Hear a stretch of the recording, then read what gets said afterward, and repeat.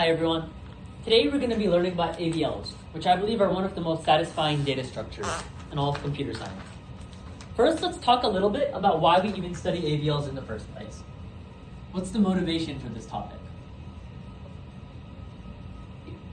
If you think back to BSTs, there was one particular pitfall, and it was this scenario. If you added all the data in a sorted order, our BST would in fact degenerate into a linked list, which we really did not like at all because it led to O of n time complexity for our core functionality of adding, removing, and getting. So this slowed down our time complexity from an efficient BST to a slow linked list. What we did like was when our BST had the opposite shape, when it was balanced. We really like this because in this scenario, we would have O of log n time complexity for our main methods. This is about the balanced shape.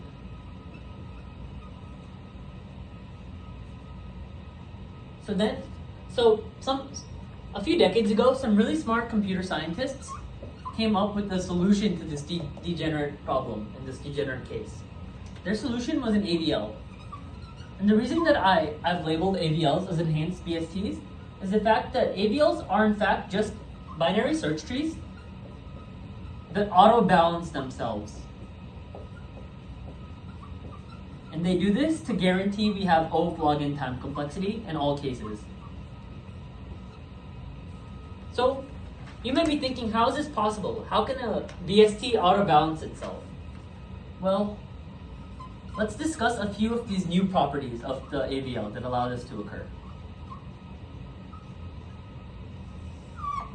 So each AVL node, in addition to storing the left pointer, right pointer in data, just like before, each node now also stores its height. And then each node also stores something called a balance factor, which is very important. And the balance factor is simply defined as the height of the left child minus the height of the right child. And then remember that no leaves have a height of -1, and then no nodes, and then leaves in fact have a height of 0. So this balance factor is so crucial to us because it tells us when we need to actually do our auto balancing. And so when our balance factor is out of bounds, when a node's balance factor is less than -1 or greater than +1, this tells us that we're out of bounds. That node has an issue. It's not balanced.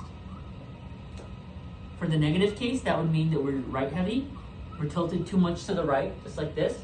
And the positive case would be when we're too left heavy. So when this scenario occurs, we know that we need to perform some sort of balancing and fix our AVL. Okay.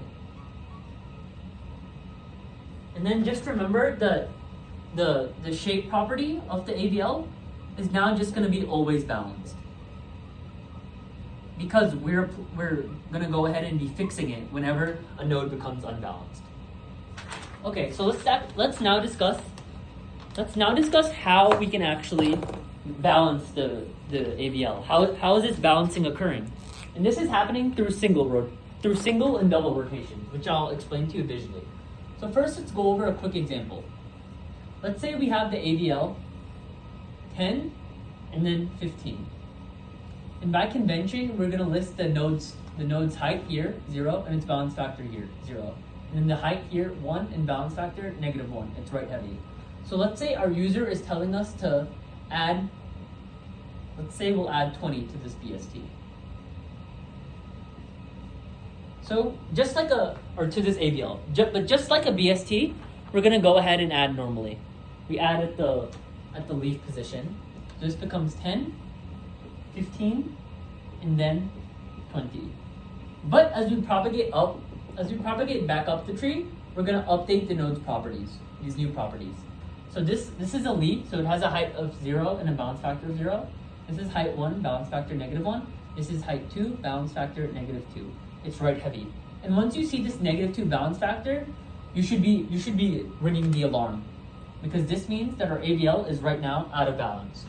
So to fix it, we're going to introduce an idea called a right rotation, or left rotation, I should say, for this right-heavy AVL. So let me just write down the pseudocode quickly for us, so we can get an intuition of what's happening. There's just 6 steps here. B dot left, and then so firstly we're just saving some of these pointers, and then here is the crucial step. We're changing one of the pointers, and then lastly we're just updating, as you see. Just how I changed as I updated the height and bound factor, we're just doing that here. And now we just return B. And in this diagram, we'll say A, B, and C label. So the first step is, we know that this node 10 is it's pretty much out of bounds. So we need to balance it. So to do this, we perform a left rotation. We just push this balance node down to become the left child. So then here, we would get, so now we push 10 down, we rotate it to the left, it's now the left child of 15. So we have 15, 20 is still where it is, and now we have 10 here. That's just coming from this line of code. B.left is now A. And then lastly, we just update B. So B is going to be updated, well, this is 0, 0, and then we just update here, 1, and it's bound, so it has a bounds factor of 0. And this is the idea for the left rotation, that's it. We're just pushing the node down to become the left child. So then we have, and then one thing to also note is that this occurs when the balance factor is -2, and then the right child's balance factor is -1 or 0. So then we just have our other type of simple rotation, is the right rotation, which is the mirror case.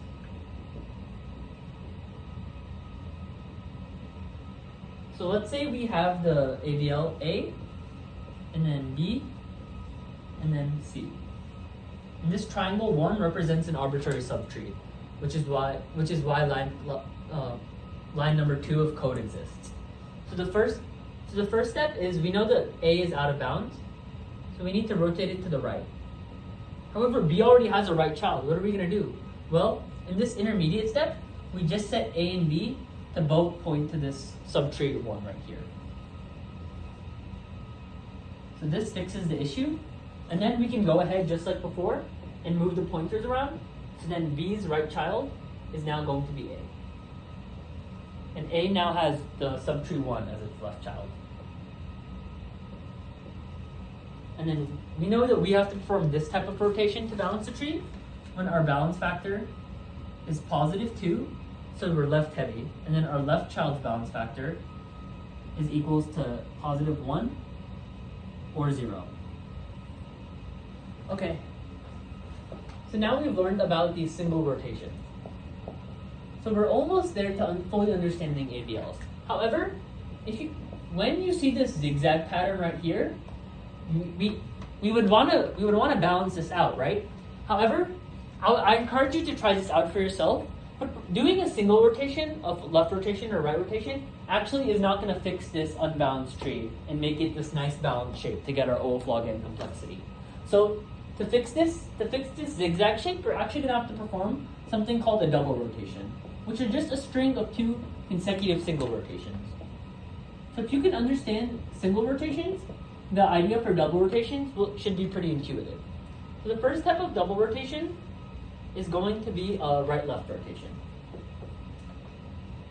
And that happens when we have this shape right here, just like before. And I'm going to omit the subtrees just for simplicity, but the same idea applies as here. So A, B, and C, we want to fix this and make this balanced. So to do this, we read the title. This is a right-left rotation. And then this is a right-left rotation, so all we need to do is first do an inner right rotation. We're pushing B down. Ignore A, just push B down to be the right child. So now A, and then now we can line everything up. So we have C, and then B. So now everything is lined up just in a straight line. All we have to do is perform an outer left rotation on A. And then we get C, A is now the left child, and then we have B. And we know that we need to do this type of rotation when our balance factor is -2, and then our right child's balance factor is +1. So notice the mismatch in signs.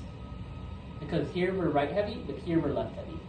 So then all that's left is just the mirrored case of the double rotation, which isn't a right-left rotation, but a left-right rotation. So this happens when we have the other type of zigzag shape. A, and then B, and then C. And then this balance factor is going to be +2, and then the left child's balance factor is going to be -1. Notice that mismatch. So we need to line everything up so we can perform a nice single rotation. So all we do is we just do a simple single rotation on B. So B then becomes the left child. We have A, and then C, and then B. Everything's lined up. We can now perform a right rotation on the out of bounds node, which was originally A, the parent. We do that, and now our result is C. A moves down to be the right child, and B remains the left child. And now we're balanced, and we can ensure we have nice O log n time complexity. And just speaking of time complexity, I'd like to wrap up just by reminding that the add, remove, and get methods all have a time complexity of O log n in all cases. Because we're able to avoid the degenerate scenario. So therefore our tree is always balanced, and we can ensure we have O log n time complexity. Lastly, as you see from this code, rotations are going to be O of 1 because we have access to everything we need. All we're doing is just moving some of the pointers around. Similarly, getting height is O of 1 because we have access to the height of the root node. Thank you for listening to my presentation on AVLs, and please let me know if you have any questions.